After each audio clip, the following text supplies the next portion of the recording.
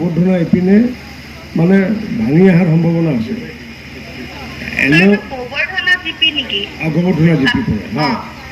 গতিকে ইয়াতে যিমানবোৰ ইলিগেল মাইনিং আছে আৰু যিমানবোৰ মানে শিল বালা মুভমেণ্ট হয়, ইয়াত যিহেতু আবণ্টিত কোনো মানে মহল নাই, গতিকে এখন গাড়ীও যাতে নচলে এই বিষয়টো তোমালোকে এনশ্যুৰ কৰিবা। মই ৰাইজক অলৰেডি কৈছোঁ, আজি মই ৰাজহুৱা সভাতে আছোঁ, মই এইটো তোমাক হেণ্ড স্প্ৰে কৰাই আছে।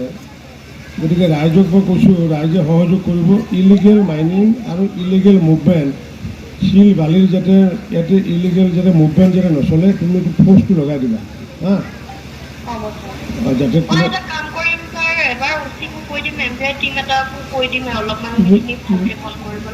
তুমি নিজে এবাৰ আহি পেলাই তাহাঁতক অচি আনি পেলাই, ফৰেষ্টৰ মানুহ আনি পেলাই ইয়াতে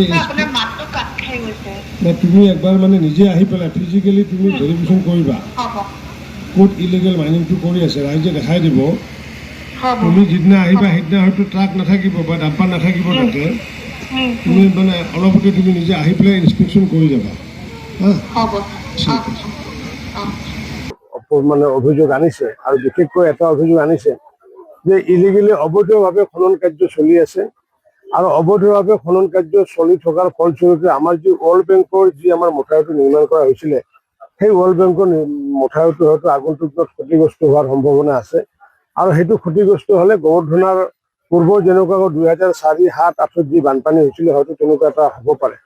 গতিকে মই সেইকাৰণে আজি আমাৰ ৰাজহ চক্ৰৰ বিষয়া ডাঙৰীয়ানীক মই আহ্বান জনাইছোঁ যাতে ইলিগেল মাইনিং যাতে ইয়াতে হ'ব যাতে নোৱাৰে, আৰু ৰাইজকো আহ্বান জনাইছোঁ যে কোনো ইলিগেল মাইনিঙৰ পৰা লিফ্ট কৰা শিলেই হওক বা বালি মুভমেণ্ট যাতে কৰিব নোৱাৰে, তাৰ কাৰণে মই ৰাইজক আজি আহ্বান জনাইছোঁ যে গাড়ীৰ তেওঁলোকে নাম্বাৰসমূহ মোবাইলত নোট কৰি পেলাই তেওঁলোকে চালান খোজক, ফৰেষ্টে হওক বা পুলিচে হওক বা ৰাইজে চালান খুজিব পাৰে।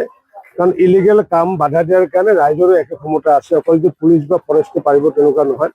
গতিকে লিগেল যিখিনি আছে সেইখিনি কথাত চৰকাৰী কৰ্তৃত্ব থাকিব, কিন্তু ইলিগেল যেতিয়া চৰকাৰী বিষয়া যদি হস্তক্ষেপ নকৰে, গতিকে ৰাইজৰ সহযোগ বিচাৰিছোঁ মই।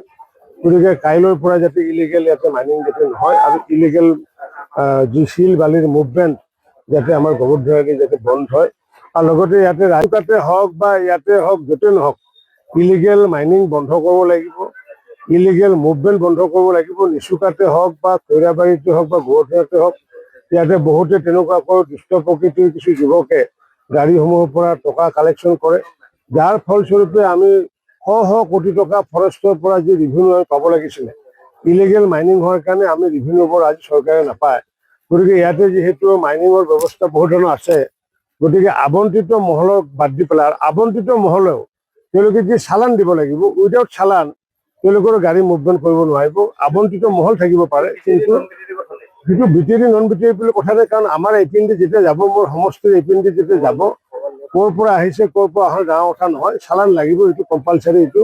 আৰু চালান চেক কৰা অথৰিটি মই ৰাইজকো অৰ্পণ কৰিছোঁ, কাৰণ ৰাইজে যিহেতু চৰকাৰৰ যিহেতু এটা পাৰ্ট, গতিকে মইতো ৰাইজকো আজি আহ্বান জনাইছোঁ।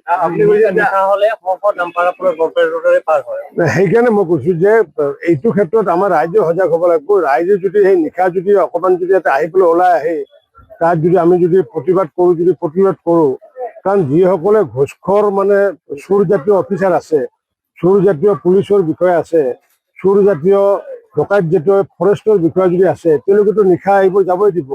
গতিকে আমাৰ জনসাধাৰণে এই যাতে চোৰ জাতীয় পুলিচ বা চোৰ জাতীয় যি ফৰেষ্টৰ বিষয়াসকলক যাতে আগন্তুক দিনত সকাহ যাতে দিব পাৰোঁ, তাৰ কাৰণে মই ৰাইজক, গোবৰ্ধনাবাসী ৰাইজকো এই ক্ষেত্ৰত প্ৰবল জনমত গঠন কৰিবলৈ আহ্বান জনাইছোঁ। কাৰণ আমাৰ ইয়াতে ৰাইজে যিটো সাংবিধানিকভাৱে যিটো ব্যৱস্থা, সাংবিধানিক গণ্ডিত থাকি পেলাই যিমানখিনি কাম কৰিবলগীয়া আছে সকলো কাম কৰাৰ কাৰণে মই আহ্বান জনাইছোঁ।